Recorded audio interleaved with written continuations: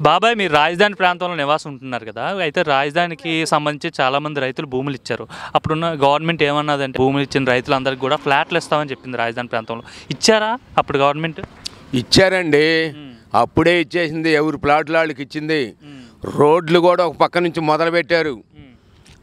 అటు చాకుమూరు నేలపాడుకల నుంచి రోడ్లు కూడా మొదలుపెట్టారు. ఎవరు ప్లాట్లు వాళ్ళకి ఇచ్చారు.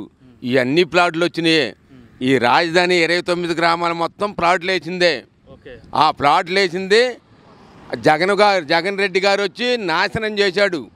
ఎక్కడ ఏ ప్లాట్ ఉన్నది కూడా గుర్తు లేకుండా ఊరిదే ప్లాట్ అనేది కూడా తెలియకుండా కన్ఫ్యూజ్ అయిపోయింది. అంతా కంప. ఈ కంప పీకేయడానికే 36 కోట్లు అయింది. కంప పీకేయడానికి ఎవరు ప్లాట్లు వాళ్ళకి ఇచ్చారు. అప్పుడు ఆయన ప్రభుత్వంలో 6 నెలల్లో ఇదంతా బాగు చేసి ఎవరు ప్లాట్లు వాళ్ళకి 3 నెలల్లో ఇవ్వమని కూడా చెబితే దాన్ని పట్టించుకోవాలా. 3 రాజధానులు అని చెప్పి మొదష్టం చేశాడు. అడవులు పాలు చేశాడు. ఎక్కడైతే అక్కడ ఎటువంటి ఇది వస్తుందో చెప్పడానికి లేకుండా ఆ విధంగా చేశాడు జగన్ గారు ప్రభుత్వం. ఓవరాల్గా ఇప్పుడు ఏదైతే సిఆర్డీ అధికారులు ఉన్నారో రైతుల పట్ల సానుకూలంగా స్పందిస్తున్నారో, ఏదైనా సమస్య ఉంటే మామూలుగా కాదండి. సానుకూలంగా కాక ఏమైంది, ఎప్పుడో 10 సంవత్సరాల కిందే ఇచ్చాడు ఎవరు ప్లాట్లు వాళ్ళకి. ఎవరు ప్లాట్లు వాళ్ళకి ఇచ్చేసారు. ఇవన్నీ ప్లాట్లే. అంటే ఏదైనా సమస్య వచ్చి అధికారుల దగ్గరికి వెళ్తే బాగానే స్పందిస్తున్నారా? సమస్యను పరిష్కరిస్తున్నారు. అసలు అభ్యంతరమే లేదు. అసలు స్పందించిన వాళ్ళు లేరు. ఎవరో ఒకళ్ళిద్దరు ఉంటారు పార్టీలు అన్నాక. అయితే రాజధాని కోసం భూములు ఇచ్చిన రైతులకైతే న్యాయం జరిగిందంటారు. రాజధాని రైతుల కోసం కాదండి, అసలు భూమి ఇచ్చింది మన రాష్ట్రం కోసం ఇచ్చారు భూములు. ఇప్పుడు మా భూమి అమ్మేం తర్వాత ఇచ్చారు. వాళ్ళు కూడా రాజధానికే ఇచ్చారు, కాదని అంటలా. అయితే అసలు రాజధాని ఆయన మహానుభావుడు వచ్చి పోయిన 5 సంవత్సరాలు కనుక ఈయనే ఉంటే అసలు ఎట్టుండమంటే అట్టుండేది. కానీ ఆయన నమ్మకుండా మరి ఆయన ఏదో చేస్తాడని చెప్పి నమ్మి వేసినందుకు మరి ఎంత మోసమో జరిగింది. జరగటానికి ఇదంతా దేశం అంతా తెలిసిందే. ఈ రాష్ట్రం మొత్తం తెలిసిందే. ఎందుకంటే ఒక ఓటేయడానికి ఇతర దేశాల నుంచి వచ్చి 5 లక్షలు ఖర్చు పెట్టుకొని 4-5 లక్షలు ఖర్చు పెట్టుకొని చంద్రబాబుని జైలు వేసినందుకు మరి అంతా ఇదే వచ్చారో మరి చదువుకున్న వాళ్ళు మీలాంటి వాళ్ళు ఎక్కడి నుంచి వచ్చి ఓట్లు వేశారో ఎందుకు ఈ రాష్ట్రం పాడైపోయేది. ఈ దెబ్బగానికి వచ్చినట్టయితే బొచ్చ పట్టుకొని పోవాల్సి వచ్చేది. కూలీలు ఎట్లా నాశనం అయ్యారో, పనులు లేక ఇసుక లేక నానా బీభత్సంగా ఇసుక పోవాల్సిన కాడకు పోయి నానా బీభత్సంగా కూలి లేక ఏమి లేక ఇప్పుడు కనీసం 30 దాటి మీద పడింది. ఇది ఈ విధంగా కంప పెంచడానికి 30 పనుల మీద రంగులే కావచ్చు, కట్టుబడి వాళ్ళే కావచ్చు, దేని మీద అయినా సరే ప్రతి పని లేకుండా కూలోళ్ళు అల్లాడిపోయి అలవాటు చచ్చే కాడకి వచ్చింది. మీరైతే ఇక్కడ ఉన్న రాజధాని రైతులైతే చాలా రాజధాని కోసం అయితే భూములు త్యాగం చేశారు. అయితే ఆ త్యాగం చేసిన అనంతరం గత గవర్నమెంట్లో ఉన్న రాజధాని పరిసర ప్రాంతాలు చూస్తే ఎలా అనిపించేది? ఇప్పుడు ఈ 10 నెలలు ఉన్న రాజధాని చూస్తే ఏమనిపిస్తుంది? 10 నెలల్లో ఇంకొక వ్యక్తి కనుక వచ్చినట్లయితే అసలు ఎక్కడున్నా కానీ ఏమున్నా కానీ ఏం చేసేవాళ్ళు కాదు. ఈ 10 నెలల్లో 2 సంవత్సరాలు చేసినా చేయలేడు ఇంకొకడైతే. ఈ మహానుభావుడు వచ్చి ఈ మహానుభావుడు అవసరం అయ్యాడు కనుక కేంద్రానికి కూడా ఈ 3 కూటమి కలిసి మరి చక్కగా చేస్తున్నారు. అసలు ఎటువంటి వ్యతిరేకం కలిగినోడు కూడా ఇది చక్కగా ఉందాయా, ఈ ప్రభుత్వం మంచిగా చేస్తున్నారని చెప్పుకుంటున్నారు.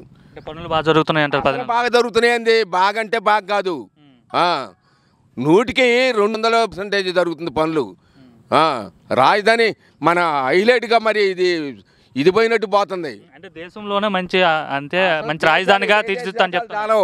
ఈ రాష్ట్రానికి ఏ రాష్ట్రం చాలదు. ఆ విధంగా చేయాలని చెప్పి చంద్రబాబు నాయుడు గారు యొక్క కోరిక, మరి పవన్ కళ్యాణ్ గారి కోరిక, మరి మోదీ గారి కోరిక. అసలు తిరుగులేదు. ఇక 100కి 10 మంది కూడా ఉండరు బాగా చేయరు అనేవాళ్ళు. వాళ్ళ పిచ్చి కనుక పిచ్చి మాటలు మాట్లాడతారు కానీ అసలు ఎదురుగా మాట్లాడేవాళ్ళు లేరు వ్యతిరేకంగా. బాబా మీ పేరండి? ప్రసాదరావు గారు. ఇప్పుడు రాజధాని ప్రాంతంలో ఉన్న రైతులు రాజధాని కోసం భూములు ఇచ్చారు కదా. భూములు ఇచ్చేటప్పుడు అప్పుడున్న ప్రభుత్వం ఏం చెప్పిందంటే ఫ్లాట్లు ఇస్తామని చెప్పింది రాజధాని కోసం రైతులకి. సో ఇచ్చారా ఫ్లాట్లు? ఇచ్చారు రైతులకి? ఇచ్చారు సార్, ఫ్లాట్లు ఇచ్చారు. అన్ని సక్రమంగా చేస్తున్నారు. కూటమి ప్రభుత్వం వచ్చినాక మన కాని పనులు కూడా దగ్గరుండి చంద్రబాబు గారు పట్టించుకొని చేస్తున్నాడు. అంటే భూములు ఇచ్చిన రైతులకు ఏవైతే హామీలు ఇచ్చారో హామీలన్నీ నెరవేరుస్తున్నారా? నెరవేరుస్తున్నాడు. రైతులకు ఏవైతే హామీలు ఇచ్చాడో ఆ మొత్తం నెరవేరుస్తున్నాడు. కౌలు కావచ్చు, ఫ్లాట్ల విషయంలో కావచ్చు, అన్నీ మొత్తం నెరవేరుస్తున్నాడు.